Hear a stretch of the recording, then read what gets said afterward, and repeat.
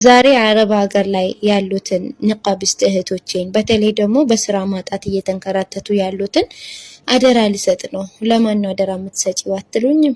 እዚህ ስራ የሚያስገቡ ደላሎች እባካችሁ።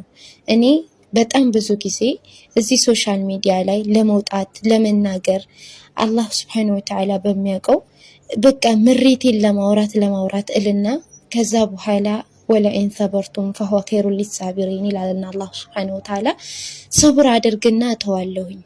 እና ብዙ ጊዜ ምን አለ መሰላችሁ እናንተ ስራ በመታስገቡ ቁጥር ሙስሊም ሴት እህቶቻችሁን ወይንም ደግሞ ሙነቀብ እህቶቻችሁን አላህን Subhanahu Wa Ta'ala ፈርታ የለበሰችውን እህታችሁን ንቃብ በመልበሷ ብቻ የስራ እድል እንዲገኝላት አታደርጉም። ምንድነው ምክንያታችሁ? ማዳሞች አይፈልጉም የሚል ነው። በእርግጥ ነው ብዙ ማዳሞች ንቃብ የለበሰችን ሴት አይፈልጉም። አይደለም ንቃብ የለበሰችን ሴት ቀሚስ ለብሳ እንድትሰራ ራሱ ሴት ልጅን የማይፈልጉ አሉ፣ በሱሪ የሚያሰሩ አሉ። ነገር ግን እንደኛ አያያዝ ነው።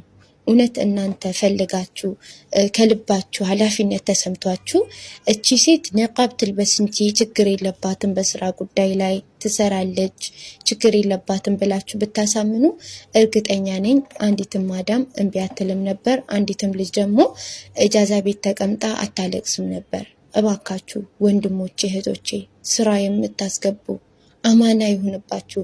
እህቶቻችሁ ንቃብ የለበሱትን አትግፏቸው። በተለይ ንቃቢስቶችን አይፈልጉም ማዳሞች እያላችሁ ልባችሁን አትስበሩ። አንዲት ሴት በቃ ንቃብ ለበሰች ኢባዳ ላይ ናት፣ አላህን ታዘዘች እንጂ እኮ ሌላ ያጠፋችሁ ነገር የለም። ለምንድነው እንደ ጥፋት ይመስል የምትቃወሟቸው የምትተቿቸው? እንደውም ራሱ እኮ አላህ ብሎላችሁ ስራ ስታገኙ እንደው ለነሱ ቅድሚያ በትሰጡ እኮ ለእናንተ ሐጅር አለላችሁ። ምክንያቱም እቺ ሴት አላህን ፈርታ ያላህን ፊት ብላበት ነው አይደለ የተሸፈነችው። ለምንድነው አውልቂ ያንን አድርጊ ይሄን አድርጊ የምትሏቸው? አዛት አድርጓቸው እባካችሁ። ከቻላችሁ ስራ ሲመጣ ለንቃብስት እህቶች ቅድሚያ ስጡ እባካችሁ። ወንድሞቼ እህቶቼ አንጨካከን እንጂ ላላህ ብላችሁ። ስራ ፈታችሁ ያላችሁ እህቶቼ ማብሽሩ፣ አላህ አለላችሁ። ርዝቅ ካላህ ዘንድ ነውና ተስፋ አትቁረጡ። ሰላም አለይኩም ወራህመቱላህ